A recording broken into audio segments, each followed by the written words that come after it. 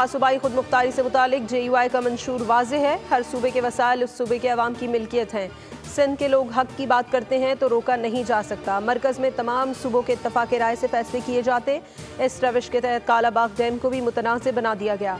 JUI ने mines and minerals bill मुस्तरद कर दिया। सरबराह JUI की हाफिज़ नईमुर्रहमान से मुलाकात। इत्तेहाद उम्मत का भी ऐलान। हाफिज़ नईमुर्रहमान बोले, मौलाना समेत किसी से भी इख्तिलाफ राय हो सकता है।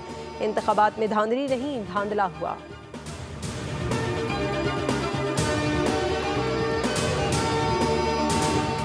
इत्तेहादियों की नहरों का तनाज़ा खत्म करने की कोशिश। वज़ीर आज़म के मुशीर राना सनाउल्लाह का वज़ीर इत्तलात सिंध शर्जील मेमन से एक और राबता।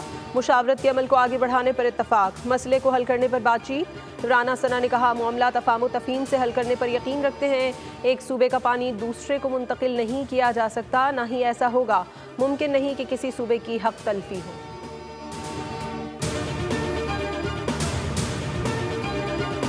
और कैथोलिक मसीहियों के रूहानी पेशवा पोप फ्रांसिस 88 वर्ष की उम्र में इंतकाल कर गए। पोप फ्रांसिस का इंतकाल वेटिकन सिटी में हुआ। पोप फ्रांसिस तवील अरसे से अलील थे। Pope Francis Roman Catholic church के पहले लातीनी अमरीकी रहनुमा थे। इतवार को उन्होंने ईसाइयों के मजहबी त्यौहार ईस्टर के मौके पर मुलाकातें भी की थी। सदर ममलिकत आसिफ अली जरदारी, वज़ीर आज़म शहबाज शरीफ और वज़ीर दाखिला मोहसिन नकवी का पोप फ्रांसिस के इंतकाल पर गहरे दुख का इजहार।